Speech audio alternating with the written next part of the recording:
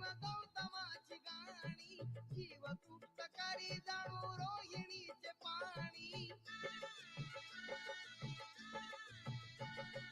अशी गोड गोड भीम गौतमाची गाणी जीव तृप्त करी जाणू रोहिणीचे पाणी जीव तृप्त करी जाणू रोहिणीचे पाणी प्रताप सिंग अकांतास प्रताप सिंग अकांतास म्हणे दीक्षाताई प्रताप सिंग अकांतास म्हणे दीक्षाताई माझ्या ओठी नाव भीम गौतमाच येई माझ्या ओठी नाव भीम गौतमाच येई राम नाम घेई कुणी हरी नाम घेई राम नाम घेई कुणी हरी नाम घेई माझ्या ओठी नाव भीम गौतमाच येई माझ्या ओठी नाव भीम गौतमाच येई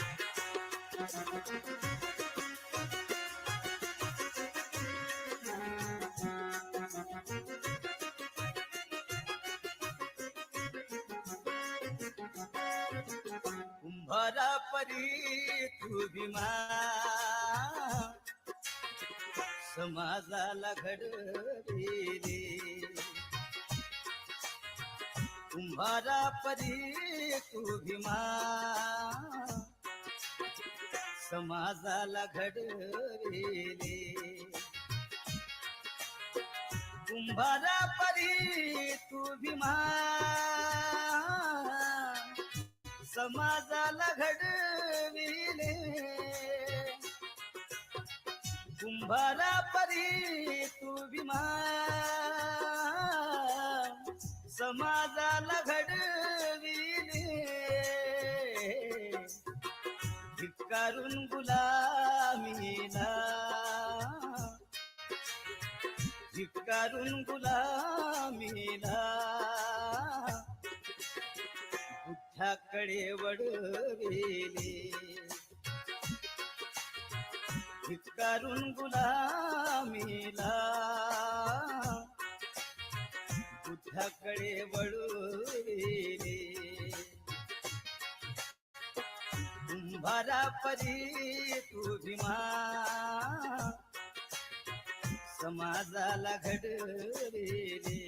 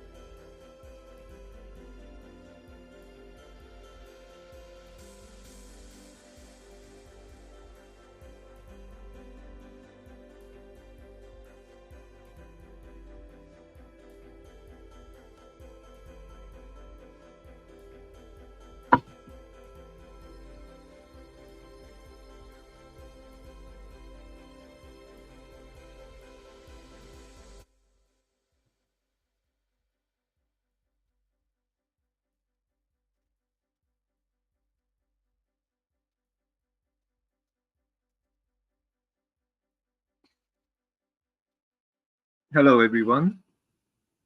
Good morning, good afternoon, good evening, wherever you are. And so my name is Reverend Dr. TK Nakagaki. I'm the president of Heiwa Peace and Reconciliation Foundation of New York. And also today I'll be emceeing at the same time. So I will introduce all the speakers and so forth. So first of all, this today's gathering itself, we name it, but like Caste Liberation Day gathering. So welcome to Caste Liberation Day gathering. This gathering is actually commemorating Dr.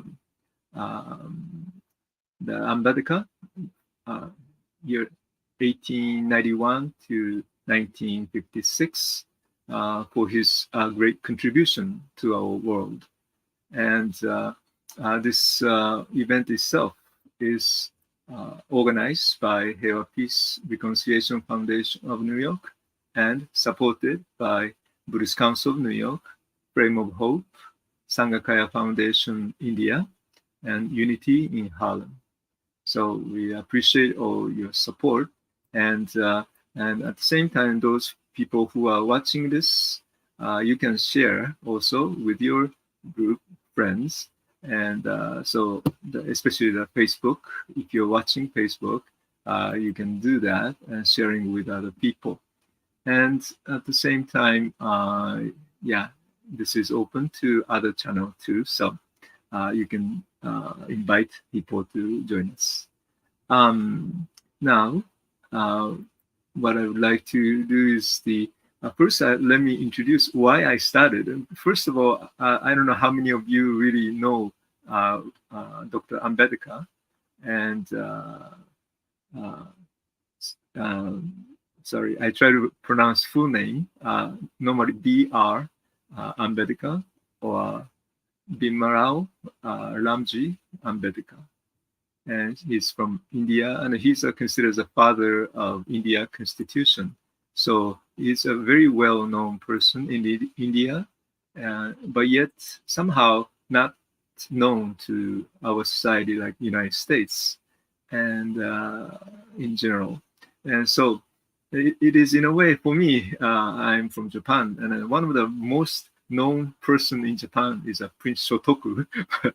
He never been introduced in the Western country, but not too many people know, but everybody knows in Japan. So it's like, seems that the Dr. Ambedkar is the same way now. Everybody know in India, but not too many people know in the other country. And so I thought this is a very good opportunity to introduce his contribution to our world, especially about the caste. Caste could be physical, but also caste inside ourselves too. So I think it's a very important. And for myself, is a Buddhist. So for Buddhist, actually, this is very important too. Especially when I study Buddhism in Japan, the Buddhism in India is gone, meaning destroyed and never be there. But then I didn't know much at all there's actually India Buddhists. Buddhists other than India, there are many Buddhists. But then after I have association with Venerable Prasil Ratna Gautama, who is a president of Sanghakaya Foundation, and he came to New York a couple of times before. So I was speaking, and then last year in November, finally I went to India. India, what I mean is the Nagpur area. I went to the India before for the different parts, like the Buddha's life parts, the Buddha Gaya, and Grumbini, and all those Kusinagar and so forth. But yet never been to the Nagpur, India this time. And so Venerable Gautama, Prasil, introduced, guide, took me to various places, and he spoke about Ambedkar, and then such a detail and how much of the contribution he did. And of course, one of the most remarkable things happened for the Buddhist appearance. One point is Dr. Ambedkar became Buddhist, and so he has a big conversion day with his followers. Not exact number, I'm not sure, but 500,000 people together converted to Buddhism. And then at the same time, that's liberation of the caste. So which happened in the on October 14, 1956. Well, as you can see, today is October 14. So that's one of the reasons that I decided to organize this, and so let more people know, so that we can learn from wonderful things that Dr. Ambedkar did. And also, one thing I wanted to add, there's another reason is also I happened to be introduced to the Hollywood movie, actually called Origin, in March this year.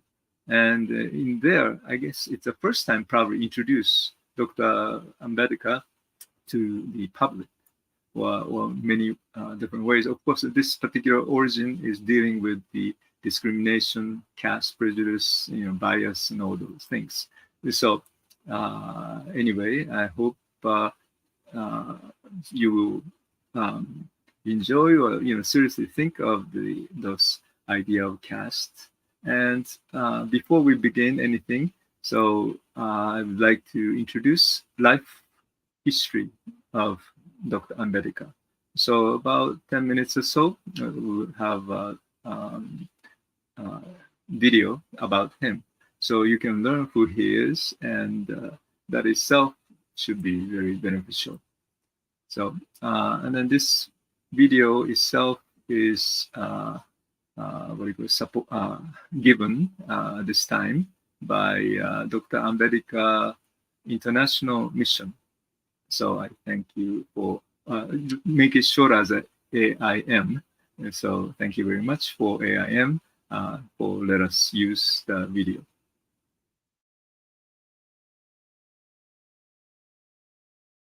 Dr. Bhimrao Ramji Ambedkar, a name that continues to gain recognition and respect around the world. One of the founding fathers of modern India, he was a thoughtful patriot who designed India's globally acclaimed constitution. His research and teachings can help alleviate the world's human miseries that stem from social inequality. His insights are not only universal, but are also relevant across the passage of time. When he passed away at the mere age of 65, he had left the world a much better place than the one he was born into. So, what is it that brought about this superhuman feat? His achievements are nothing short of Herculean when we consider the fact that he was born into the most socially and economically disadvantaged of families, where even his touch was supposed to be defiling, as he belonged to the erstwhile untouchable caste. For a person to be born in such poverty and social disadvantage, and to rise to such eminence, might be called miraculous. But he did not believe in miracles. He believed in self-empowerment, and was convinced that education is the vehicle to achieve it, and was ready to pay any price it demanded. And it demanded a lot. Sustenance on a mere piece of bread during his student days, 18 hours a day of study, seeing his children die due to lack of resources, and facing bigotry and discrimination every step of the way. But with his steely resolve, he persevered in his goal, the goal to empower himself with so much knowledge that he could get to the root of the problems humanity faced and devise decisive solutions. This needed being an exponent in many disciplines in order to connect the various dimensions of human existence. Even after completing a PhD from Columbia University in New York, a Doctor of Science degree from the London School of Economics, and becoming a barrister of law from Gray's Inn, he never stopped being a student and relentlessly continued his quest for knowledge, navigating various fields, intersecting geographies and historical periods. Not just merely conversant, he was an expert in myriad fields like economics, law, politics, religion, journalism, linguistics, history, anthropology, and philosophy. He was an academic, an administrator, a parliamentarian, and a social reformer. Some of his achievements listed below provide ample testimony to his polymathic intelligence. As an economist, his DSc thesis, The Problem of the Rupee, laid the foundation of the Reserve Bank of India, the country's Federal Reserve institution. In the legal arena, he was a very successful and renowned lawyer of his time. More importantly, he drafted India's constitution. He was also the first law minister of India and was instrumental in formulating and promoting the Hindu Code Bill, which gave equal rights to women in family law. In the field of politics, he united the oppressed masses into a vibrant and successful political party, the Republican Party of India. In the field of religion, he revived Buddhism in India, bringing the Buddha back to the land of his birth. In the field of journalism, he ran many fortnightly publications throughout his life: Muknayak, Bahishkrit Bharat, Janata, Samata, Prabuddha Bharat. As an administrator, he formulated labor laws and undertook water projects to connect rivers and generate electricity in pre-independent India during his tenure as the Public Works Department Minister. As an educator, he made immense contributions by way of building many hostels, schools, colleges for the underprivileged, forming the People's Education Society, serving as a principal of the Law College, and also working as a professor of economics in his younger days. As a parliamentarian, his contribution in both houses of Indian Parliament in post-colonial India and in the Bombay Executive Council during the colonial period is remarkable and is often cited even today. He was fluent in several languages, both classical and modern, ranging from Persian to Marathi and English. As a social reformer, he gave hope and confidence to the then hopeless mass of people who were victims of inhumane caste discrimination, and he went on to battle on their behalf against the majority who were privileged and powerful and zealously operating as the custodians of inhuman, evil practices. This was indeed a David and Goliath contest. David triumphed over Goliath on the sheer strength of his knowledge, goodwill towards humanity, patriotic values, and the courage to challenge and change what was considered sacrosanct by the majority based on faith and tradition. It is his contribution in this area that has got him the most visibility because of the magnitude of the population he was able to save in his short lifetime and create an irreversible path for the emancipation of future generations. The last few decades have seen an exponential rise in Dr. Ambedkar's profile globally. American scholar Dr. Eleanor Zeliot's pioneering work on Dr. Ambedkar truly brought his awe-inspiring and outstanding accomplishments to Western academia. It is no wonder that today many academics are researching his life and his work in many colleges globally. Many local and state-level governments are acknowledging his noble work towards humanity and declaring April 14th, his birthday, as Equality Day in his honor, and many universities in North America and Europe have proudly installed his bust on their campuses. One may wonder why Dr. Ambedkar is gaining more recognition across the world today than in his own lifetime. The answer could be that he was way ahead of his time. He had incredible foresight, and having thought through the issues humanity would face, he addressed those future complexities.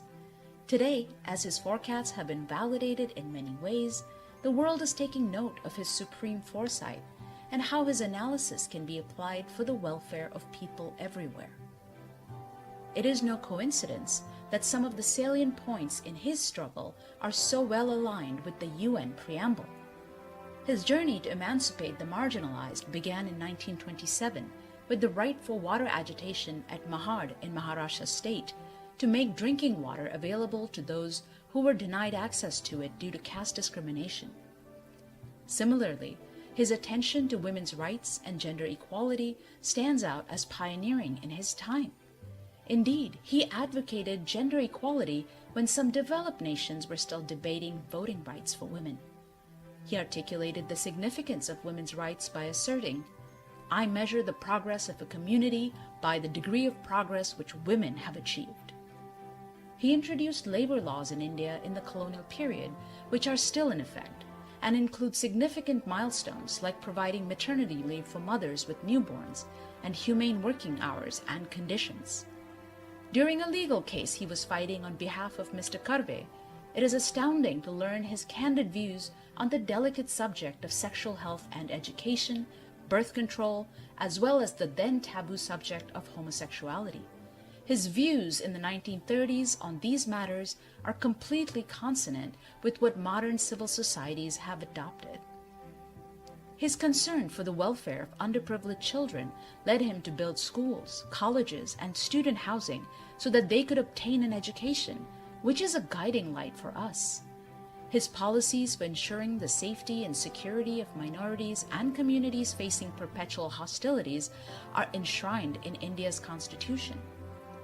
Diversity and inclusion is a much cherished concept around the world in our modern times, but Dr. Ambedkar had already enshrined these noble ideals in the Indian Constitution over 70 years ago. The admirable principles of diversity and inclusivity are the foundation that supports India and makes it an entity worth emulating. Epitomizing these principles is the introduction of universal adult franchise, his unique gift to the Indian Constitution. Using his vast knowledge and infallible arguments, he convinced the Indian Constituent Assembly to adopt this democratic principle. With this constitutional provision, he raised the least powerful to be on par with the richest and mightiest. Moreover, his adoption and propagation of Buddhism reflects his commitment towards establishing world peace, Buddhism being the embodiment of universal peace and goodwill between people, communities, and nations. Today's world is driven by technology, which can be harnessed towards these goals as well. Based on the records of Dr. Ambedkar's views on technology, there is no doubt that he would have welcomed modern technology and how it could benefit humanity. According to him, humans have a mind which separates them from the brute, who is merely engaged in satisfying physical needs. As humans, we need to cultivate our mind and advance culturally as a human society. But if humans are perpetually engaged in earning a livelihood for survival, then it restricts the scope for the evolution of one's mind and culture. He therefore asserts that modern science, with its technological advances and machinery, can be harnessed to relieve mankind from perpetual engagement in survival, thus giving people ample time and scope to evolve culturally and intellectually. His own advanced skill in collecting data and subjecting it to statistical analysis ensured that his assertions could hardly ever be contested. His sterling work clearly testifies that his immense achievements were a result of the strength of his vast knowledge across a multitude of fields, his compilation of relevant data, and his application of his sharp intellect to combine the knowledge and data.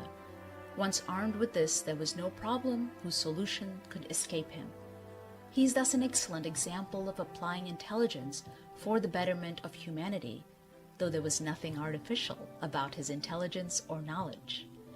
The challenge in understanding Dr. Ambedkar's entire body of work comprehensively is that one needs to have significant expertise in many different domains, which is almost impossible for a single person.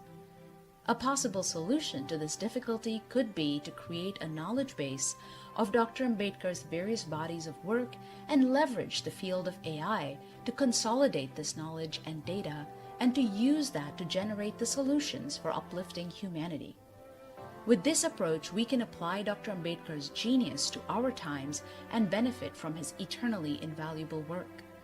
Moreover, artificial intelligence systems will become better tools for social justice by learning from his ethics-focused analyses and problem-solving mindset. On this 132nd birth anniversary of Dr. Ambedkar, we pay rich tribute to this champion of humanity in this congregation of international delegates in the hallowed space of the United Nations.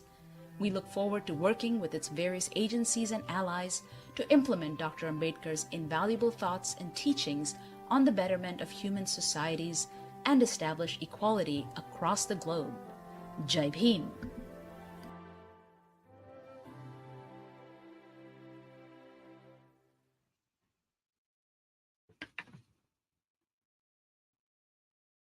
Thank you very much. I hope you enjoyed the film. So such a remarkable life he has. And also one of the things remind me also to tell you a little bit about my organization is a Heiwa. And the first character we can't see maybe, but it's actually the words coming from the flat, the equal, and then the Japanese character Heiwa is actually the first one is a balance. So the equality that we're talking about. So essence of the peace really begin with the idea of equality. Without the equality idea, or no discrimination, or no caste, or freedom from the caste, there's no peace. So for our sense, that especially also inner peace is also very important to have equality, equanimity type of way, and a balanced way. And so that's the mind that you want to have. Then since I said Heiwa for our organization, Hei is that word. Wa is actually outer peace, more like a harmony, and then so which is generally peace in Japanese word. So this particular principle of Heiwa, the peace, is really coexistence with the idea of Dr. Ambedkar. So that's one of the big reasons. Also, would like to sponsor organize this particular events today. Now, let me go to the speakers. We have a keynote speaker on today's session, today's gathering. And let me introduce our keynote this time. And his name is Reverend James Lynch. He's a past president of the Buddhist Council of New York, and he's the resident Dharma teacher as authorized by the lay Buddhist organization, Rishokosekai. He's an official representative for Rishokosekai to United Nations, and James sits on the board of Revisions for Peace, USA, and is a trustee of the prestigious International Parliament of World Parliament of World Revisions. But at the same time, he's also the professor and the chairman of the business department, management department in the School of Business located in Brooklyn College. So I just wanted to invite James to give the talk. Thanks so much for joining today. Thank you, Veneral Nakagaki. Good morning, good afternoon, good evening, and good day to everyone. I'm truly honored to speak with you today about a truly towering figure whose life and work continue to inspire me and millions around the world, Dr. B.R. Ambedkar, on this Caste Liberation Day of October the 14th, 2024. Anybody who knows me, I'm always speaking about Dr. Ambedkar. Indeed, his profound contributions to social justice, human rights, and spiritual liberation resonate deeply with me, not just as a Black American or as a lawyer, a college professor. One thing is I'm now the dean of something called the Copeland School of Business at the Brooklyn College, but especially as a Buddhist minister in Rishokosekai. In so many ways, I see my own life following in the principles that guided Dr. Ambedkar's mission. Indeed, Dr. Ambedkar wasn't just a man of India. When we look at things through today's lens, his work transcends borders and speaks to global movements for justice. In Ambedkar's fight against the caste system, I see echoes of the struggles faced by marginalized communities all across the world, including Black Americans fighting against racial injustice.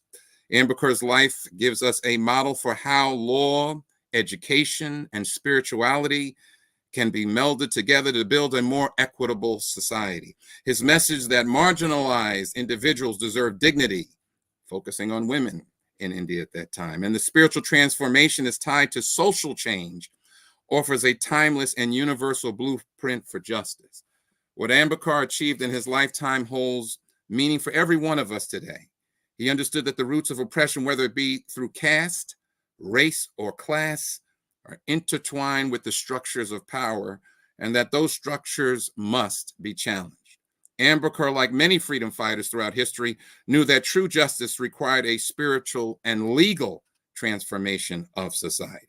I love the video. I'd never actually seen that video before. And it showed us a little bit about Dr. Ambedkar's early life. And his early life is a powerful example of resilience and determination against great odds. Born, as we saw in the Mahar caste, one of the lowest in India caste hierarchy, he experienced firsthand the crushing weight of untouchability. Imagine for a moment being excluded from schools, temples, and even public wells because of the circumstances of your birth. This kind of systemic discrimination leaves a deep imprint on a person. But rather than succumb to this injustice, Ambedkar used it as fuel for his future fight. Ambedkar's early experiences of exclusion weren't just about personal hardship.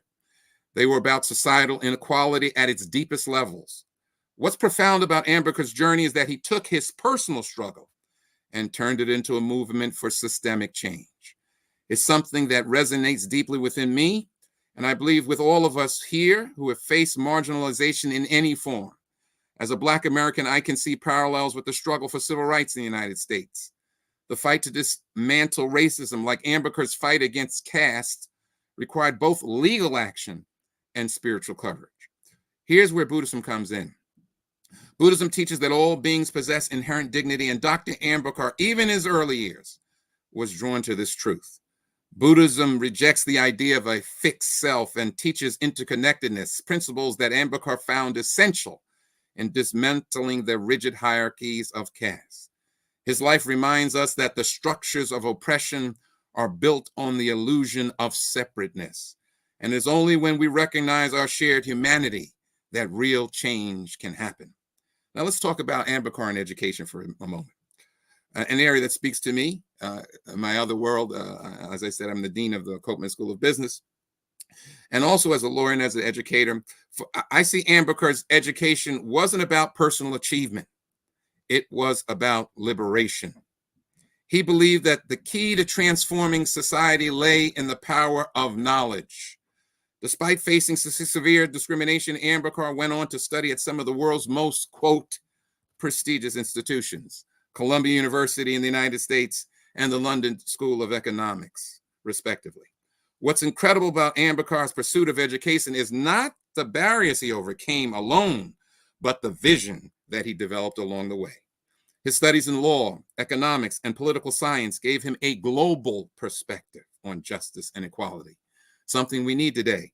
He understood that the fight against caste oppression in India was part of a larger global struggle against all forms of societal inequality.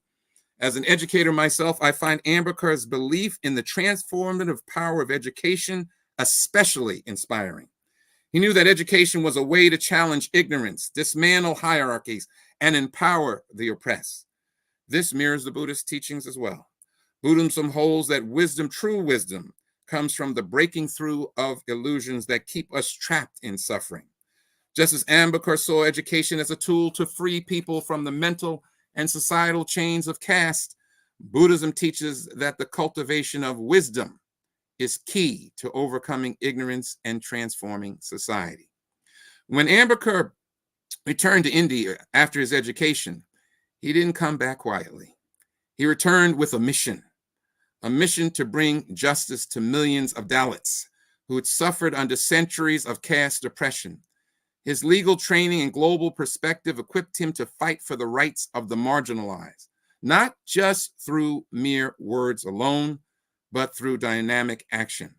Indeed, one of the most significant early moments in Ambedkar's campaign for Dalits' rights was the Mahad Satyagraha in 1927, where he led a movement to assert the rights of untouchables to drink water from public tanks. Something as basic as water was denied to Dalits because of their caste. Ambedkar used this campaign as a direct challenge to the inhuman practices of the caste system.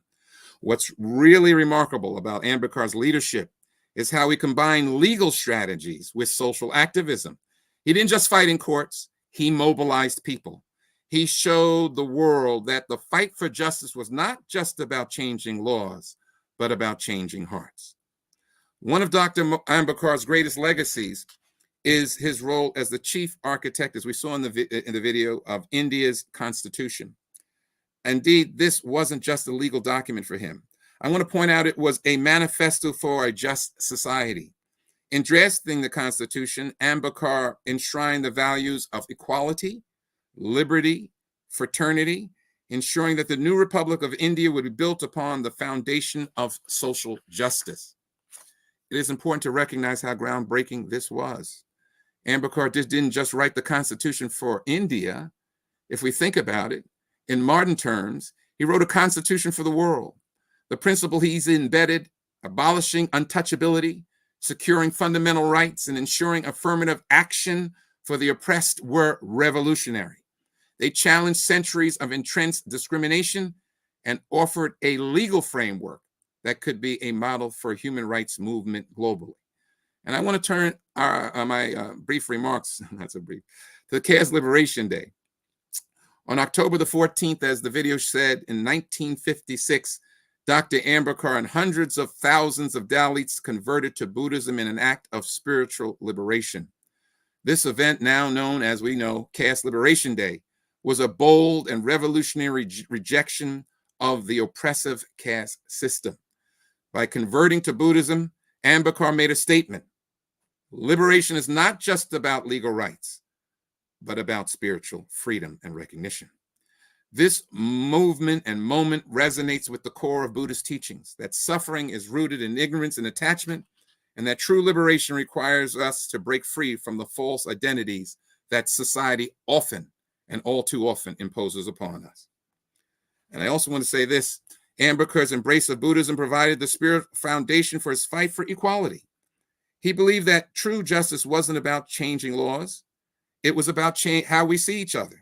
His teaching on equality and human dignity aligned with Buddhism's basic belief about the inherent nature and dignity of everyone. He once said, I measure, as we heard in the video, I measure the progress of a community by the degree of progress by which women have achieved. If we think about it, women are still suffering under the burden of poverty all around the world.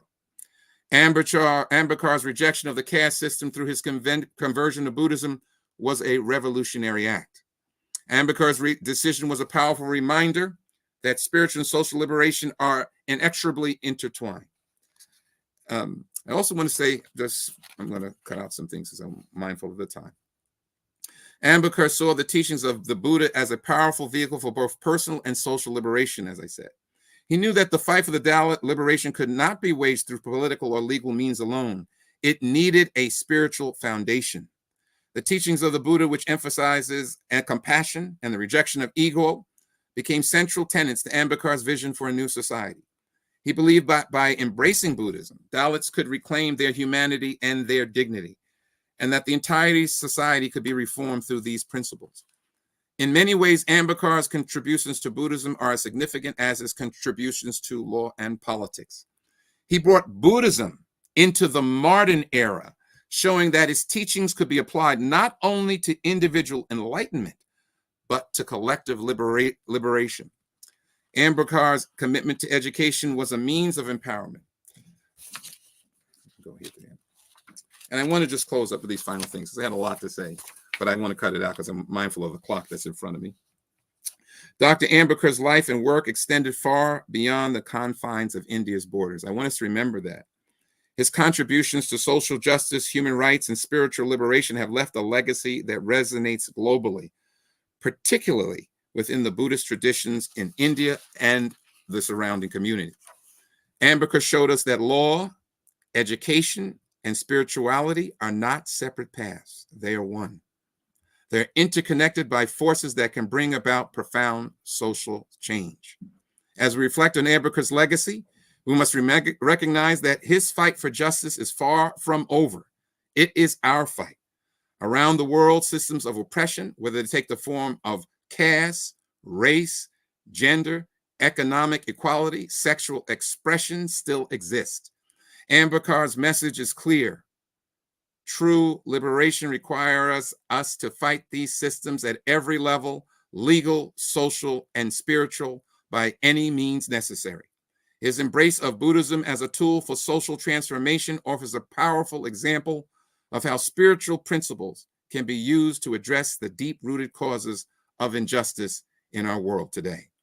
In closing, let us remember Ambedkar's final words to the Dalit community upon their conversion to Buddhism.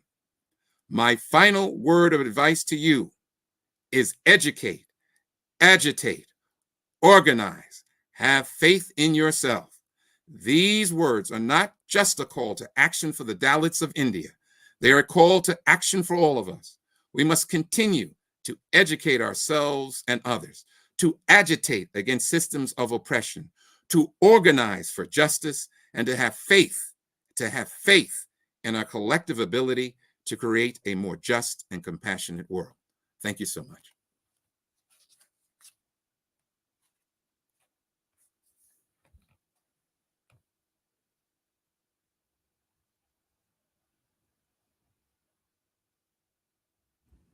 I don't know. Does it work? I'm still on screen, I think. Yeah, I think I'm not there yet. Oh, hello. Okay, I can still talk some more about that, Dr. Ambedkar. I took out a lot. Yeah. Well, I don't know what's going on. Well, I'm still here, and we're just having a little bit of a technical difficulty. Veneral Nakagaki will be coming on in a second. I hope so. Oh, good. I'm glad. Yeah, thank you so much for James. Such a wonderful presentation and the keynote speech. And yes, definitely so many things that we should learn from him, and should be, his presence should be known to this world, so that our world will also be peaceful, more peaceful, and more compassionate. And so thank you for the message, and I hope we can have some dialogue later on. We are planning to have what do you call it, panel discussion later on of this after all the presentation. So it's, I'm sure the people might have some more questions and comments. Please ready for that. So thank you, James. And now I would like to have a presentation by Annie Bachman and Reverend Lawrence Lefcourt from the Frame of Hope International. Let me introduce two of them briefly. First, Annie is the U.S. ambassador for the Frame of Hope. She developed an early interest in holistic health, Eastern medicine, and world peace. So after studying Tao Shiatsu and Buddhism in Japan with Venerable Ryokyu Endo in 1990s, she founded the Frame of Hope Center in Madison, Wisconsin. So thank you. And also Lawrence, Reverend Lawrence is a Buddhist priest and executive director of Frame of Hope International. Born and raised in Montreal, Quebec, Canada, Lawrence worked for NGOs in India and Canada promoting human rights, peace, and human rights education. So the floor is yours. Thank you. Thank you. Thank you, Reverend TK, and also Reverend James Lynch for that fine introduction. Lawrence and the Flame of Hope and myself are really happy to be here to honor Dr. Ambedkar and this, I think, first annual Internet Caste Liberation Day. So thank you for having us. I'd like to share a little bit about the Flame of Hope and also our pilgrimage with the Flame of Hope in India, in which part of it was in Nagpur and Mumbai, where we learned a lot about Ambedkar and his life and his work. I think I'll go ahead and put the slides up to continue speaking here.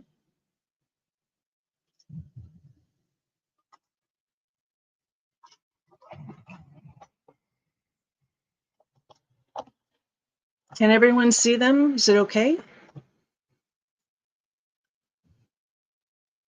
Hello, I want to make sure I can be seen and heard. Yes?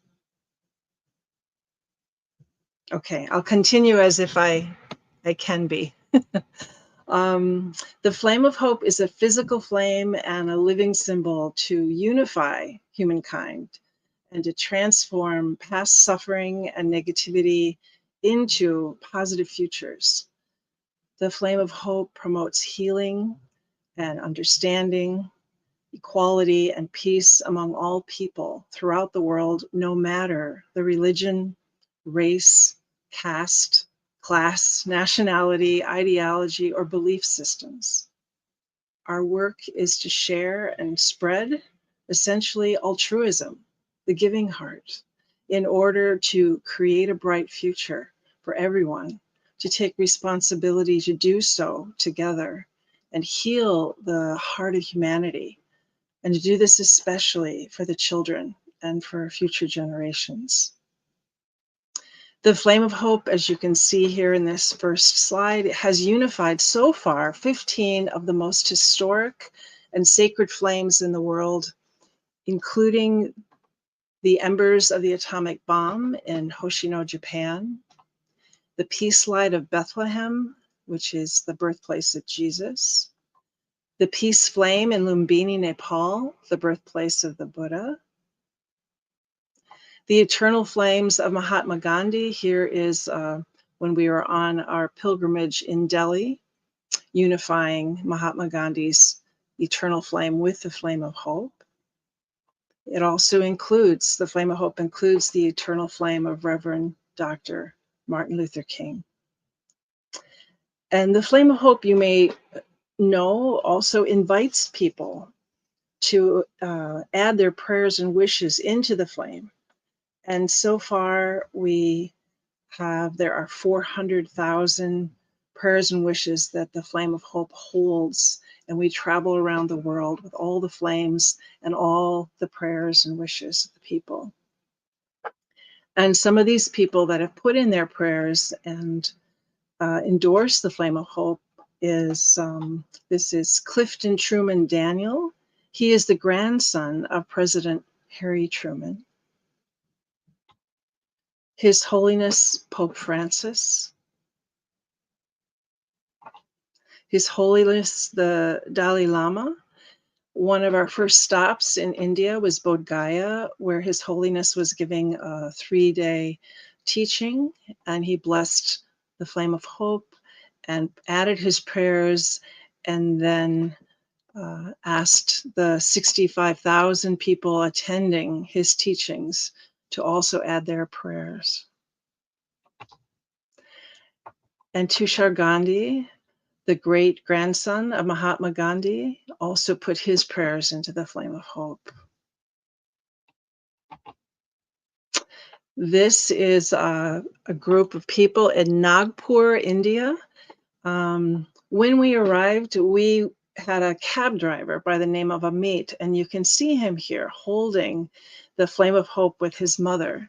And not only did he rescue us in the night and help us finally find lodging, we found out kind of by happen chance, he is a 3rd generation Dalit converted Buddhist. And so we learned so much very directly from him. And he was our guide to go to many places. He knew, of course, all the hot spots, Ambedkar related hotspots in Nagpur, including the Diksha Bhumi, the conversion center. And I'll just kind of quickly show these slides. They're not the greatest resolution, some of them, because they're taken from videos. Here's the conversion center.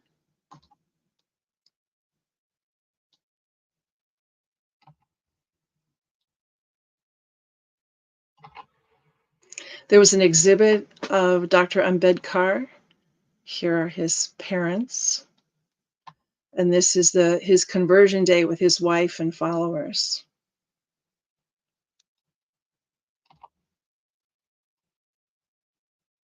This is the center of the conversion center. And you can see that in the distance, there is certainly room for thousands of people. for the conversion ceremonies. We also visited the Nagaloka Buddhist Training Center, where young Buddhists from all over India came to study, to receive an education, and to be able to interconnect with others, practitioners, activists, local and international. Here's some youth art that is part of the center. And here's some ancient living art. Meditation center.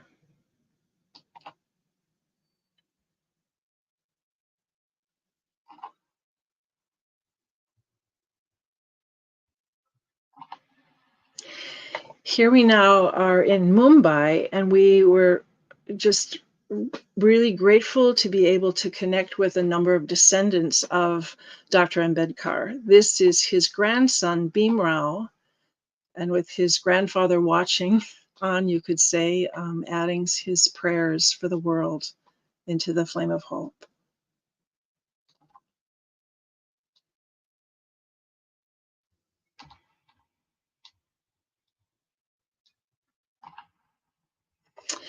Some of the gentlemen here in the last slide on the right are members of the Ambedkar Buddhist Society of India, and they were our gracious hosts and chauffeurs and brought us to all the different places in Mumbai related to Ambedkar, and also took us to some of the best restaurants in Mumbai. And here we are meeting another grandson. This is Anandran Ambedkar and his son Aman.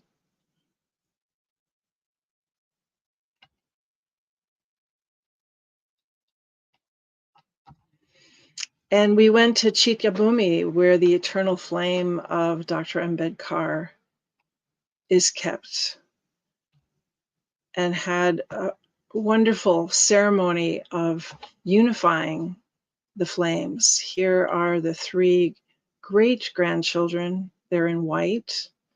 The men are brothers and sons of Anandran, and the great-granddaughter is daughter of Bhimrao Ambedkar.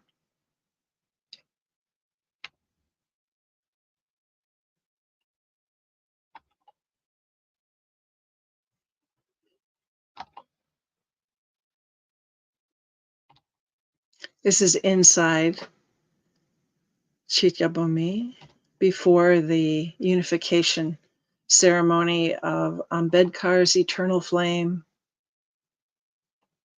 added into the flame of hope.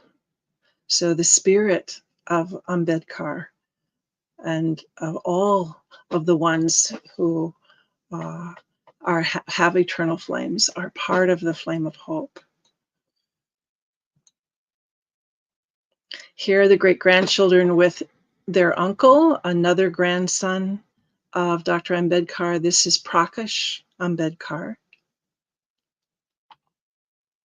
And each of the great-grandchildren put their prayers and wishes for the world into the flame of hope, the support of many around them.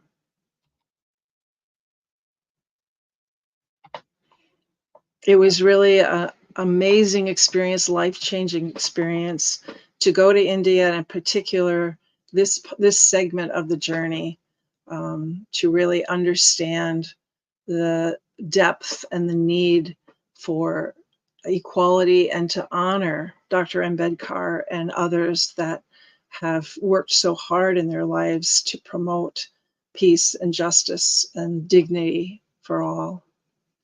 So thank you for listening to my slides, and let me just return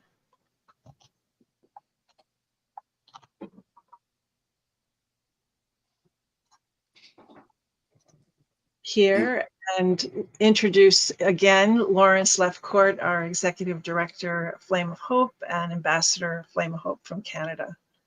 Thank you, Lawrence. Thank you, Annie, for that wonderful presentation. So we would like to give all of you watching present an opportunity to add your prayers and wishes into the flame of hope, which is right here. I will just give a brief introductory. I will invite you to join this meditation, a short meditation, if you like. This is the flame of hope, and you can keep looking at it, or you can close your eyes.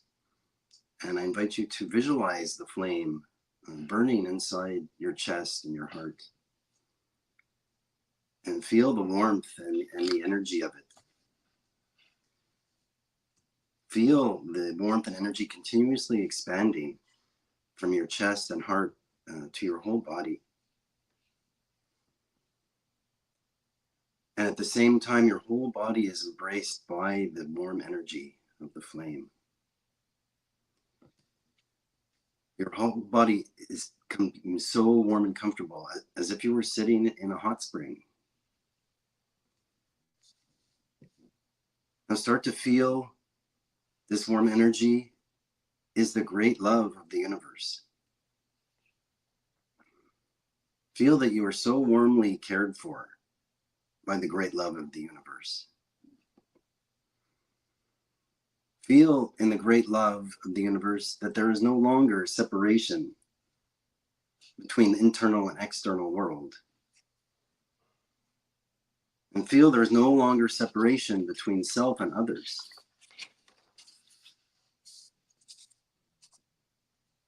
Now feel the warmth of the great love is starting to melt your body and your heart. And now, while you are embraced by the great love, you are receiving unification from the great spirit of the universe, from God, from the divine. As you are receiving this unification of the great spirit of the universe, pray for the happiness of the people around you.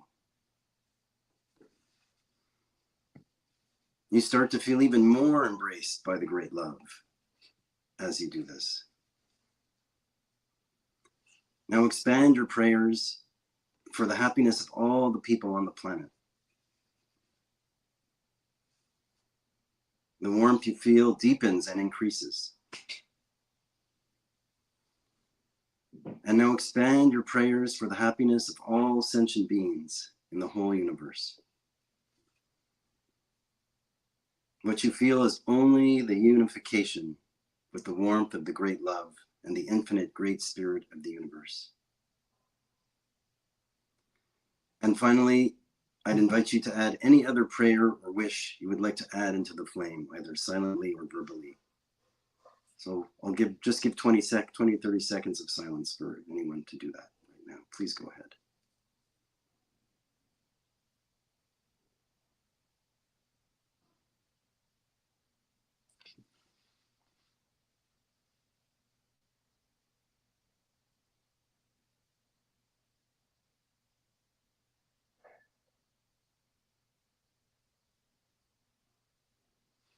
Thank you so much.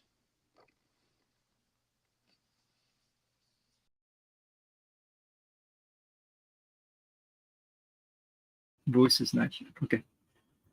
Thank you so much. Yeah, both of you, wonderful presentation. And the frame, I hope may those flame of hope will be, burning each one of us, each to all of the people in the world. So now we would like to have a response by Reverend Carol Hunt. So she's from the Unity in Harlem. And this time also I wanted to thank for the Unity of Harlem for also they're helping for the, the Bob here. I mean, of course you can't see him, but so he's the, taking care of the technical part. So Bob Ponce, thank you so much for helping us this time. And okay, thanks both. Now I would like to just briefly introduce Reverend Hunt. Reverend Hunt is the ordained Unity minister at the Unity in Harlem in New York City since 2012. The center, located in Harlem, offers Sunday services and the study group every Tuesday evening and Unity Circle of Prayer and Friday evening. Before attending Unity's field licensing program, Reverend Hunt was an active member of the Unity Center of New York under the leadership of Eric Butterworth. Among her volunteer services was leading of a study group in Harlem every Sunday for 10 years. So, Dr. Carol Hunt, thank you and welcome. The stage is yours. Thank you, Reverend TK, and hello, friends. Before I get into my formal remarks, I would like to share the larger Unity movement has a publication titled The Daily Word. The word for today is inclusion. I could not help but think how appropriate this word is, not only for what we are talking about, but also for this group that has been brought together. It is the manifestation of the whole idea of inclusion in terms of race, different spiritual expressions and religions, and as well gender. So we are demonstrating what inclusion is all about: oneness with no separation, that we are all one. And I just thought that word for today really speaks to what we are here and all about. It is a privilege and honor to share with you in honoring Dr. Ambedkar for his historic role in the revival of Buddhism in India and the eventual elimination in law of the caste system. My thanks to Reverend Nakagaki, and I would like to add Tanikawa for thinking of Unity in Harlem, including us, and for me as a speaker. Let's talk a little bit about this word discrimination. Humans, you and I and others, have the power to discriminate. And it comes with awesome privilege and responsibility. We can decide to be unjust or prejudicial against a person because of their race, ethnicity, age, sex, or disability. Or we can do the exact opposite. Use our discriminating power to choose what is more or most desirable. In Unity, there is a word I find helpful in understanding why humans are willing to use this ability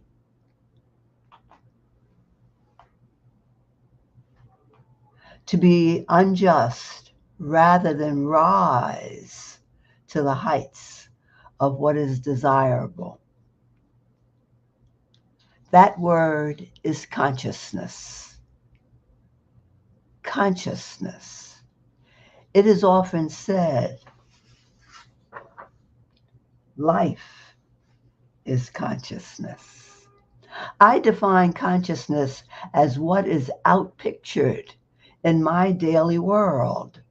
From the moment I wake up and see all that is around me, to the people I meet, to the food I eat, to the unexpected encounters, all that surrounds me every day is a result of my consciousness. My consciousness is the result of how I think. Thinking is my tool to understand what others say and what others do. When I witness myself and others using the power of discrimination without intelligence, I remind myself that from a spiritual perspective, we are all fully human and fully divine. Oh, I know it does not appear that way, but I remind myself of this. This means I can choose to express the full range of the human side of my nature, which can be pretty ugly sometimes. However, when I decide to choose intelligently from the divine side of my nature, how wonderful it can be for myself and other people. According to their level of consciousness and to their thinking, humans discriminate one way or the other. India and the United States use different tools to express prejudice and unjust actions against their people, but achieved some of the same results. I am not an expert on the caste system, but to be referred to as an untouchable must have had the same long-term effects as African Americans being called slaves. Because India is a homogeneous race of people, the caste system had to create different stratas for the system to work. In the United States, the immediate difference between the dominating ruling body and the slave was color. Both systems created classes of people who lived with no self-esteem, none or limited education, none or few civil rights, constant harassments and victimization, fear for their very life. The list could go on and on. Most of these deliberate and intended forms of prejudice have continued from one generation to the next. And so the cycle continues. We live in the midst of these cycles continuing. At a certain time in histories, persons appear who reject this view. One of those persons is who we honor today.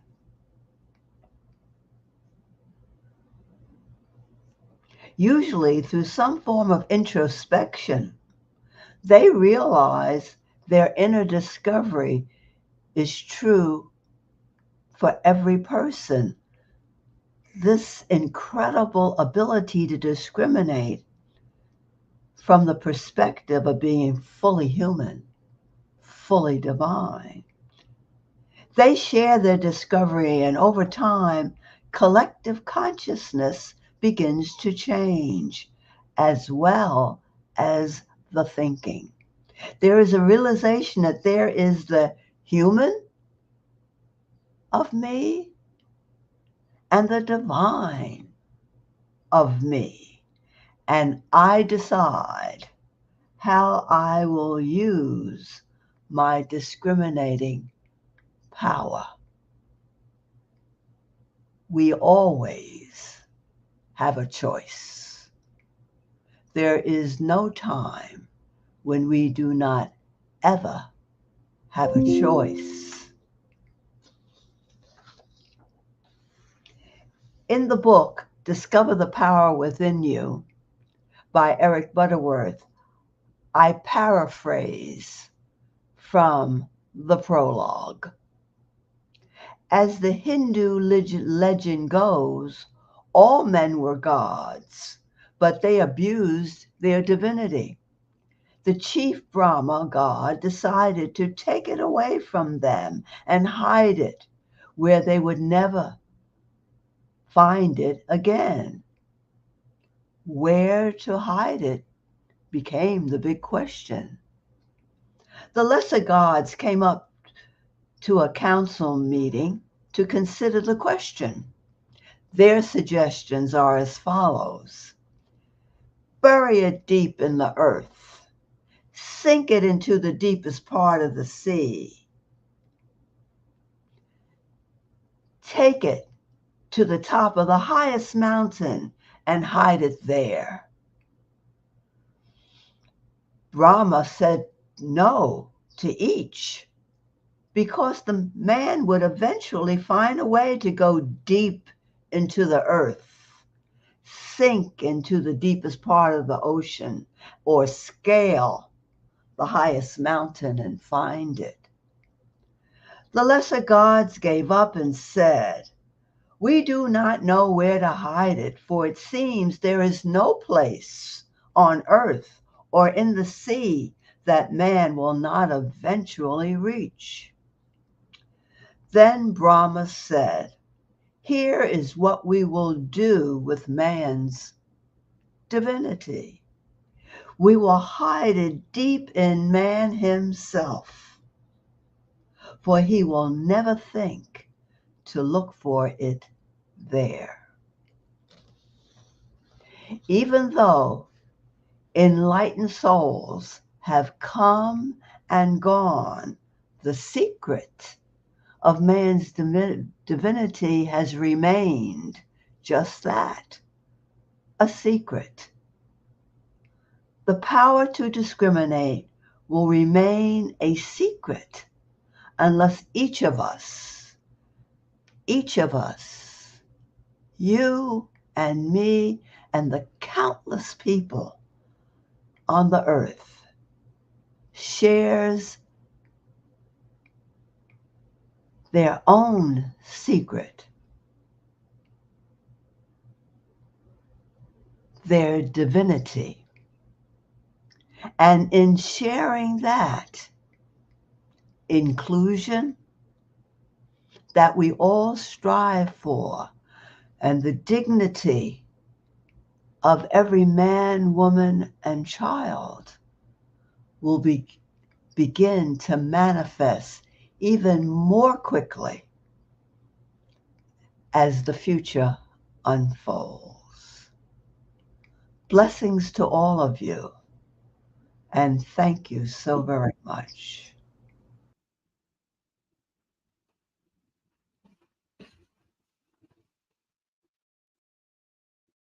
Oh, okay. So thank you so much for sharing your thoughts. And one of our speaker, James, James Lynch, give a keynote speech. Actually mentioned his grandmother was a Unity member. So it's nice to know some of the relation this way. And so I thank you very much. So yeah, Unity in Harlem to support our important events today. And now I would like to have the both Venerable Ajahn Prasil Ratna Gautama. He's on a video, and Milind Tanke, and so he's a supporter of the Sanghakaya as well as the AIM, Dr. Ambedkar's international mission. So I'm thinking, so since the Milind is here, so maybe can I ask him to go first, and then I will show, since the Venerable Prasil couldn't make it because today still India, this event festival of the celebrating great happening of the conversion in India today too. So still he can't do so. That beforehand he gave me the kind of a video. So that's what I'm going to share later on. So let me, if the Milinda is ready, so I would like to ask him to. Milinda Tanke is a board of director of Dr. Ambedkar International Mission, and he is originally from Nagpur, India, now live in New York. And by profession, he's working in a financial industry as a software architect.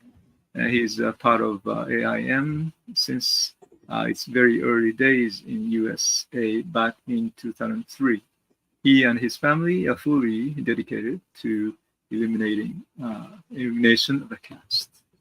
So, and at the same time, maybe if it's okay, I will introduce Venerable Prasil. The video will be followed after Milind. So Milind, if you can give the cue till you're finished so that video can start. Absolutely. So Venerable Ajahn Prasil Ratna Gautama is the president of the Sanghakaya Foundation in India and is an international peace activist. The Sanghakaya Foundation, a non-profit organization committed to uplift marginalized sections of the society, has a history of organizing international Buddhist conference and supporting community in need, recognizing the profound impact of COVID-19 pandemic on monks and nuns and families. The foundation has provided essential supplies, medical equipment, financial assistance. In response to ongoing challenges, foundation is constructing old age home, meditation center, and healthcare center in Logham. I don't know how you pronounce Kalmeshwar, Nagpur, and it is called Compassion Project. So Milinda may also touch upon this part. So that's why I wanted to introduce the foundation, Sanghakaya Foundation as well. And so we wanted to have some voice from India at this part of the end of this session. So thank you. Yeah, floor is yours. Yeah, thank you so much, Reverend Nakagaki. Warm greetings to all of you and a big Jai Bhim to everybody. Today is the day of celebration for a lot of us in India and also other part of the globe. I'm really thrilled to be part of this gathering. Reverend Nakagaki already introduced me. I am Milind Thamke, and here I'm representing Ambedkar International Mission, and also going to talk a little bit about Sanghakaya. As Reverend Nakagaki mentioned, caste is also internal, and I think it's more internal. I have seen it myself. It is as a strong conditioned discrimination or discriminating state that lives in billions of people all over the world. And this day is a reminder for us to get rid of it and find out different tools to do so. I have been involved with AIM since its early inception in USA back in 2003. So going back to the significance of this day, every year when this day comes, it's a reminder for me, my family, my friends, that the significant work that's ahead of us in the quest of annihilation of caste.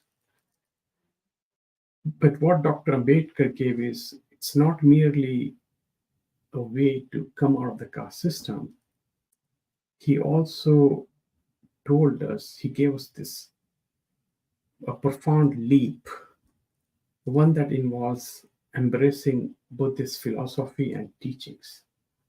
And these teachings illuminate a path towards liberation from human suffering.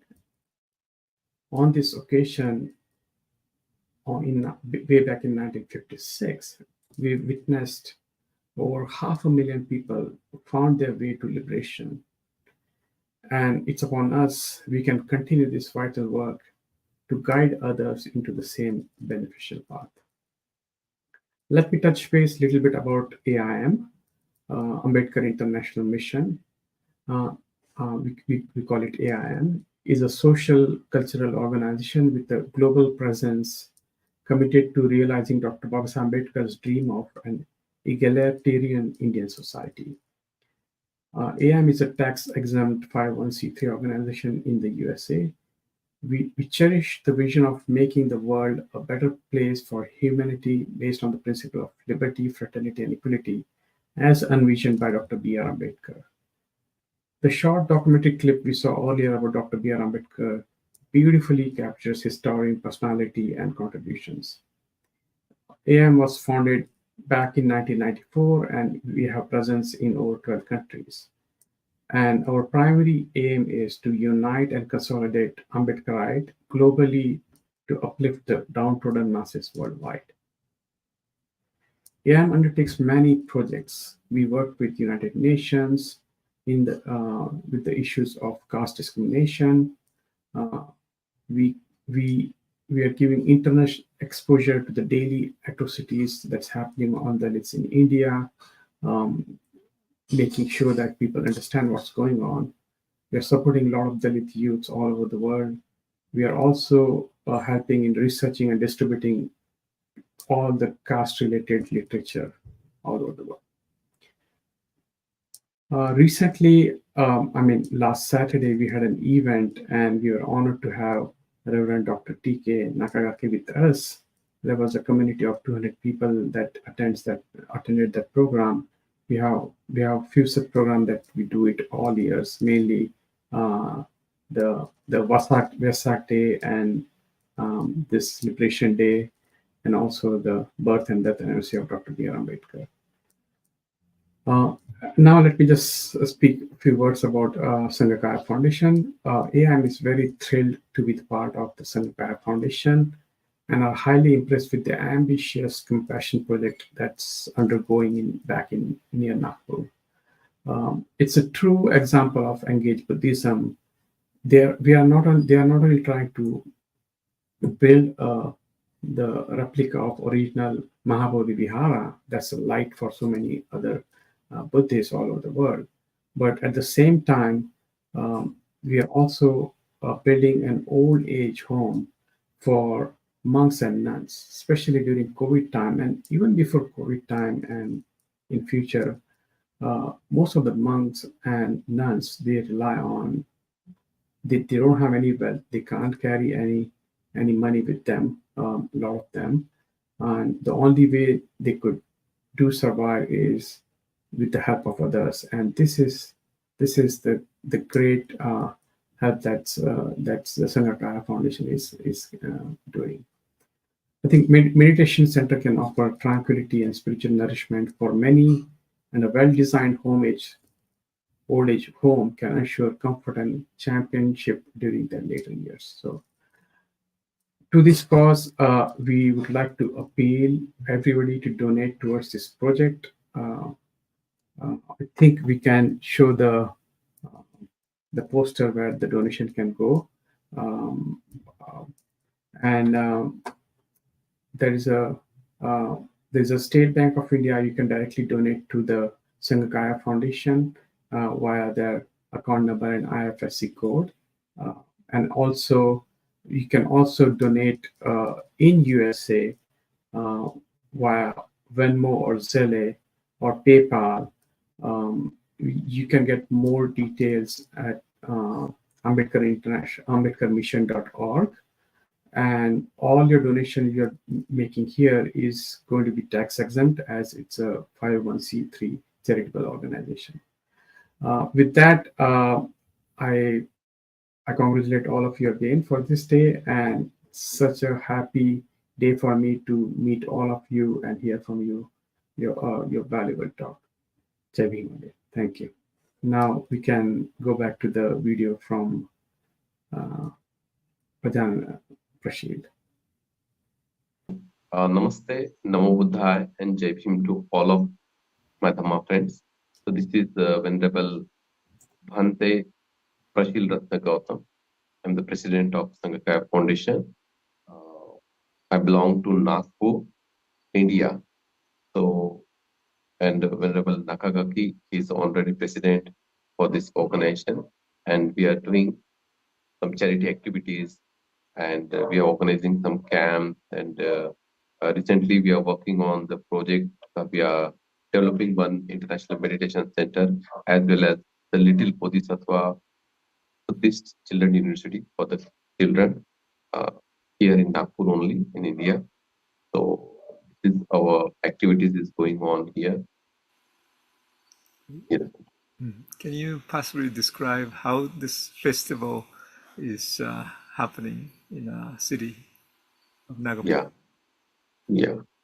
So all my Dhamma friends, as you know, this 14th October,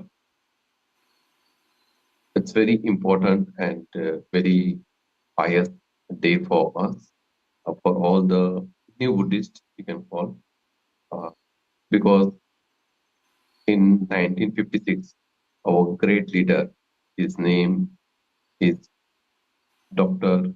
Babasaheb Ambedkar, who studied in America, Columbia University, who studied in London School of Economics, and he has uh, done his LLB and barrister also. So he has a wonderful knowledge about each and every subject, and he drafted our Indian Constitution also. So when he studied all the religion, then he find out that the Buddha's teaching it's more appropriate and more compassionate, more loving, more caring. This religion teaches us the equality, the liberty, the fraternity, the brotherhood, and the most important, the calmness in our day-to-day life. So then he introduced this religion on 14th October 1956. So with his 500,000 million, 1,000 followers, like 5 lakh, we say in India. So then this amount goes increase and increase day by day. So we can find out in India nowadays the millions of uh, Dr. Ambedkar followers. Now they converted in Buddhism. So we called it as the second Buddha Sasana also after 1950. The first Buddha Sasana, it was during the Buddha's and Ashoka time. Then almost 2000 years, we don't have a Dhamma in this pure land in India. Then on 14th of October 1956, exactly 2500 years before, then our Bodhisattva Dr. Baba Ambedkar, he revived the Dhamma again in this holy land with his followers. So I'm also from his community, and many monks, you can call it 98% monk who lives in India. So they are belong to Dr. Ambedkar community, especially from the Theravada. And we are propagating the Buddha's teaching through the meditation, through the compassionate action, through the metta, through the loving kindness. So we are spreading this Dhamma, and we would like to eradicate the caste system from India, and we want to establish compassionate values, the good values in the Indian society. Yes. So, for the Sanghakaya Foundation that you have is also following the Dr. Ambedkar's the first step, and you maybe you can tell us how do you how your activities and so forth. What do you call it? I understand you always, of course, Ambedkar too. Basically, education is a very important way to liberate people too. So so you have a lot of different projects and helping others for the compassion. Those things the remarkable thing that you try to do for the community. So maybe you can also introduce what you're doing and your activities and what's your focus on activities. Yeah. So Sanghakaya Foundation is also doing lots of activities to propagate the knowledge of Buddha, the Buddha's teaching, how we can live peacefully, how we can live compassionately, how we can live brotherhoodly in India, not only in India, across the world. So we organizing some seminar conferences. Last time in Nakaki also he visited one conference which we organized in the birthplace of our present Prime Minister Narendra Modi's. It's called Vadanagar in Gujarat. So we organized, so Venerable Nakagaki also visited on that time. Then we visited Hachi also. So we are doing conferences, then we are doing some charity work like the underprivileged students and marginalized people. We providing them like medical facilities. We are providing them some financial help. We're providing them food kits, and we are helping them for the education and for the healthcare, and especially we take care of the monks and nuns in their tough time. You know, the monks and nuns, they don't have anyone take care. So our organization, they take care of them. We will provide them each and every facility, especially monetarily and in healthcare system also. Last time when last year I visited, and so yeah, I was able to see some of the activities that you have, and also the place that Nagapur that you have big space to have a big project. At that time, there's nothing, and I believe you have things that already started, and Yeah. so I was really impressed that your intention, and then bringing peace, bringing helping others, and then bring education. That's all important, and then to bring the peace in your mind and then society. And so so how's the project is going right now? So Yeah, when from last 10 months, the project is going on, and more than 500, more than 5,000 square feet, the work is going on. So most probably in 2 months, in a couple of months, we are going to inaugurate the entire project for the society. So very fastly, in 1 year, we develop this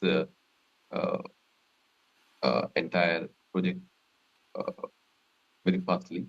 So on the first phase, we are going to inaugurate. Then later on, the work is will going on because insufficiency of fund. So we are raising some funds. I'm also asking you to raise some fund for this project, because this project is very important. In this project, we are developing the meditation center, then the old age home for the monks and nuns for their healthcare. Then third is we are establishing the Little Bodhisattva Buddhist Children University. So this university belongs to the small kids, from small children. So we can give them a proper mindfulness. We give them the Buddha's teaching, how to be compassionate, how to be loving, how to be a good citizen, how to be a compassionate citizen, how to be a well-civilized citizen. We are teaching them different religious teachings also. It's called comparative studies. Then other activities also we will teach them.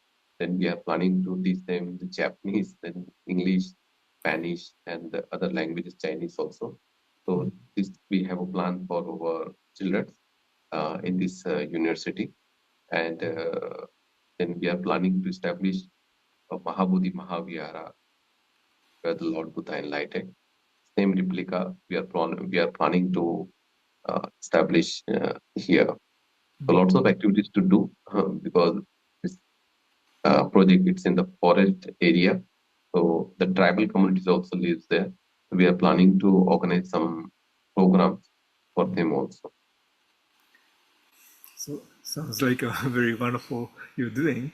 And because the one thing is, yeah, when I learned in Japan, like Buddhism in India is more like already dead or something, but yet now it's by the seeds by the Dr. Ambedkar, the seeds is growing and having more flowers and blossoming, and I feel very grateful that's your efforts, and so I'm wishing you the best, and so let us all celebrate together for the Dr. Ambedkar's this conversion part of the day.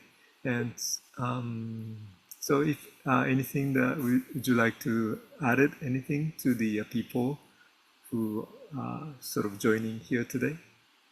Yeah, so my dear Dhamma friends, if you get the time in future, so please visit Nagpur, India, where the Dr. Baba Ambedkar embraced the Buddhism. So this place is known by Diksha Bhumi, and in 2-3 days, lots of people will come here. So maybe 4 to 5 million people, they come together and they visit and they pay homage and gratitude to Dr. Baba Ambedkar, because he has done wonderful work for the society and for the India and for the humanity, especially for the humanity, because in India the casteism, it's like a cancer for the Indian society. So we try to eradicate cancer disease from India, and we try to develop liberty and fraternity in Indian society, and he uplift the Indian women also. So he has done lots of wonderful work. The one-man army, we can call him. So one man, what he can do, he has done the best for the Indian society. So that's why we respect him a lot. We always pay gratitude to him. Yeah. Okay. Well, thank you very much for your time. And I know you're very busy for preparing everything. And so appreciate it very much. Thank you. Yeah. Thank you, Benjamin. Yeah.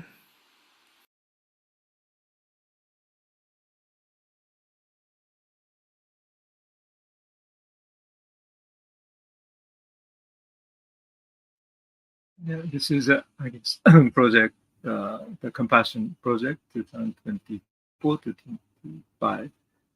So that's what they have been collecting the monies, and also, so if yeah, so I would like to mention this, since they have been always active. They mentioned about COVID time too, so we actually work together. We send some of the help to them too.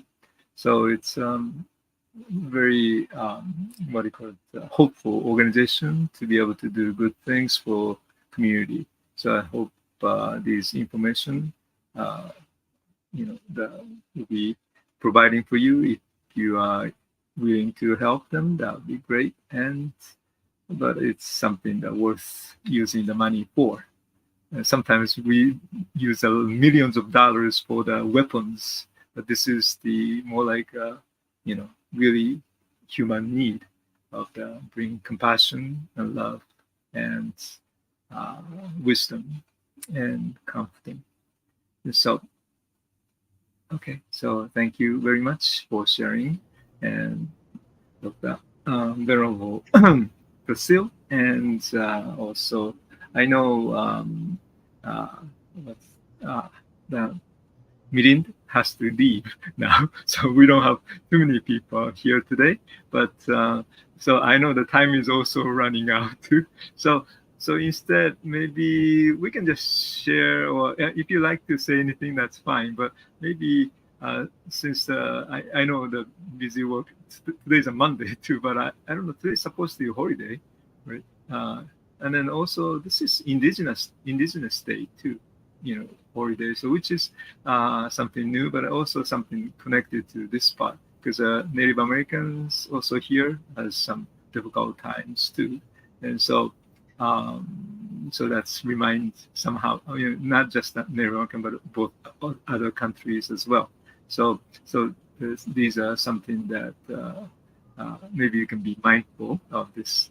And then I'm actually very glad to choose the name Caste Liberation Day for this event. And I think we have so many wonderful thoughts and also thought-provoking, talks. So I appreciate it very much.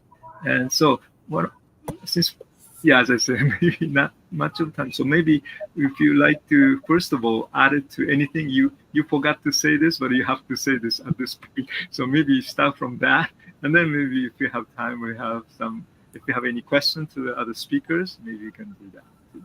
So, shall we start? I guess the people who speak. So first, maybe James, if you have. Okay, thank you again, Venerable Nakagake, for arranging to have this wonderful gathering, and it was so great to see the Flame of Hope by Annie and to hear from Reverend Carol. My mother was, my grandmother was a unity minister, so I always love hearing that approach. And I used to go to Eric Butterworth. There was Reverend Barker, who was actually at the same time Eric Butterworth. So I was at Reverend Barker's church at the same time, so that Eric Butterworth was going in New York. But I wanted to say that I think that what Ambedkar represents going in the future here, the world's really one world now. We've reached a critical mass.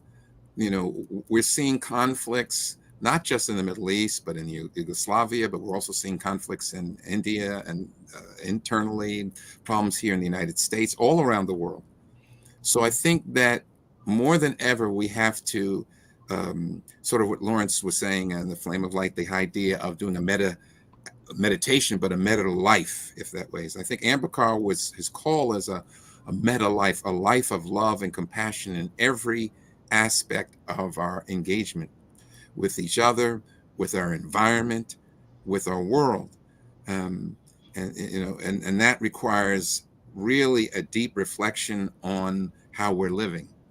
And so I am happy that Venerable Nakagake, that you took this step. As you know, Ambedkar is really one of my heroes, actually, my secret heroes. But so I'm really glad that he gets some recognition. But what Ambedkar was saying is, he said his words were, educate, agitate, organize, and have faith in yourself.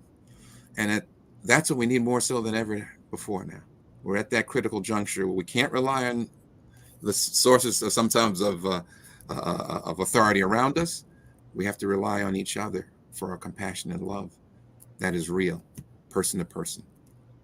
So that's what I wanted to say before, but I think it's hearing everybody else reminded me of that really sacred.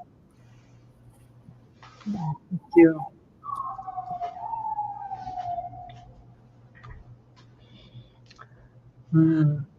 Yeah, thank you. Thank you for. Oh, sorry. Yeah, I try to introduce Annie. So, sorry. Please go ahead. Okay. I so appreciated the depth and the breadth and the heart of what was shared during this presentation. I learned more, and I feel much more inspired, because coming together and really recognizing the roots of the troubles of the world, of the violence, which is not only outside, but it's inside as well, as a result of the ways in which we have been separated from ourselves, from the great love, the universe, and from each other. And I'll just say one plug, if I will, for the movie Origins. Have you seen it? No. Oh, it's Reverend TK Nakagake recommended it to me as we were coming into this event, and it is so well done. It's the story of a Black American woman who made the connections between racism, slavery, anti-Semitism, and what led to the Holocaust in World War II, and the caste system. And she she mentions and praises Ambedkar for his work. And she says it's about caste. It's about the separation and the wrong idea that some people and groups are superior and some are inferior.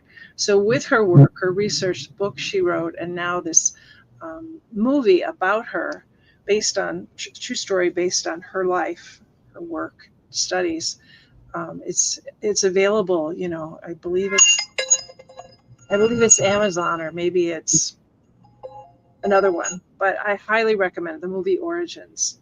So with that, I'll just say thank you again. Okay, thank you so much. Oh, there's some question before votes too. So how you get the short movie for the Ambedkar's life that we share? I have to ask them because they just told me that this time they just sent it to me for this events. So let me ask them, find out, and then after that maybe we can inform somehow. So I thank you for your questions.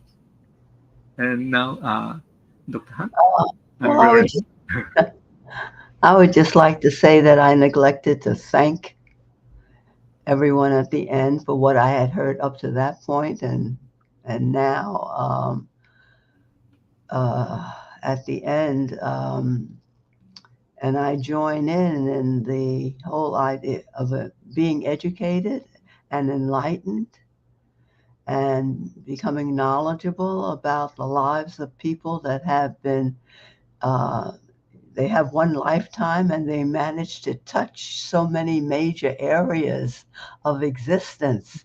That amazes me. I think about my own life, and it's so narrow compared to the breadth and scope of other lives. I'm just so grateful to hear about Dr. Ambedkar, and amazed that I've never heard his name before.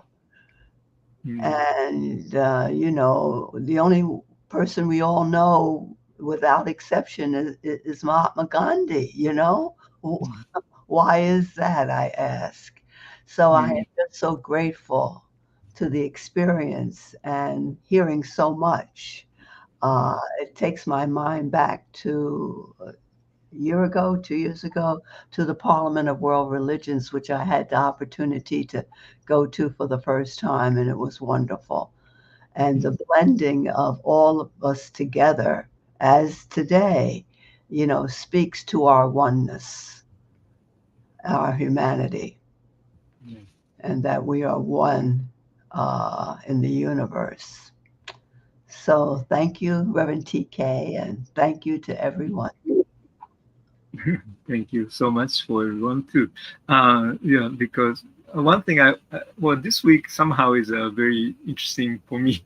I mean, good weekend. Well, good. I mean, today is a holiday too, right? So everything somehow works out very well. Yes. And one thing I wanted to inform is for me, Heiwa Foundation will also do the peace ceremony in Hiroshima and Nagasaki Day. And then, as you probably heard, but then so the October 11th, the Nobel Prize was given. So Nobel Peace Prize was given to Hibakusha Japan Hidankyo, who is atomic bomb survivors, the organization in Japan, and they have been doing like a grassroots, kind of a way to bring in the peace, and then no more Hiroshima, no more Nagasaki, no more wars, and so much tragedy shouldn't be happen to anybody else. And so that's simply, when you have a suffering, they do deep suffering, then they feel like, they don't want to have that suffering to other people, instead of, I have to revenge or something, let the other people, suffer more or something. That's an ill idea, I think. And so instead, the Hiroshima part, Nagasaki part is always keeping all those voices to the people. And so somehow Nobel, committee recognized them. And so I was very happy to hear that announcement. And because one of the reasons I've been able to do this Heiwa Foundation and so forth is that thanks to them, Hibakusha. their energy and their pure mind. So, One other thing I'd like to say, uh-huh. as I have experienced, everything is accelerated. I guess we all can, agree with that. Everything is accelerated because of technology. And so information on education, how it's done, when it's done, just communicating with one another, it's all accelerated. So I am hoping that idea of acceleration happens in the internal consciousness of each of us, so that we come quicker to this understanding of oneness and live in peace with one another, rather than, as in the past, it would seem to take so long, or at least it seemed to take long. Time is an interesting thing. It seemed to take long to come to an awareness of human beings having more in common rather than so many differences that are created. So let's hope it happens in relationships as well. Thank you. I think, thank you very much, but I think time is seems like we have to finish now. But, so I thank you very much. My conclusion message is simply, I would like to really thank for all of the group of the people, organization, people, and all your resources that you really great, wonderful resources today too. And everything is, although this was only like a couple weeks ago that I decided to do, so it was a last minute, but yet somehow, oh yeah, the Carol mentioned about Tanikawa-san. You receive all the email and so forth from him, but he was very enthusiastic of these issues, and so I appreciate his running around and bring those and then he also recognizes how important this one is. And so I'm sure that this gathering this is the first one, really the first one for us, but yet hope we can continue and then convey all the message of the peace and the harmony, and of course education and non-violence. And so many parts that connected to the mind of actually really coming to our own mind. And nobody else create this chaotic things, but we are the one so we should be dealing with better. And so I thank you. And I also, once again, the technical part still, he is helping many ways, and Bob, so thank you. Do you want to show yourself, or this time, I'm not too sure. If you like, please join this last part. Thank you, Bob. Thank you so much. You're quite welcome. Thank you, Bob. Thank you. Appreciate it. Great. Thank you everyone for watching this, of course. And so hope more people know existence of Dr. Ambedkar, and also learn from him. I'm sure there's so many things to be learned from his life and what he did. And so that it should be considered as one of the treasures that we have, not just India, but also, I guess, all the world. So I thank you so much, and thank you. Have a great day, and bye-bye. Bye-bye. Bye. Bye, everybody.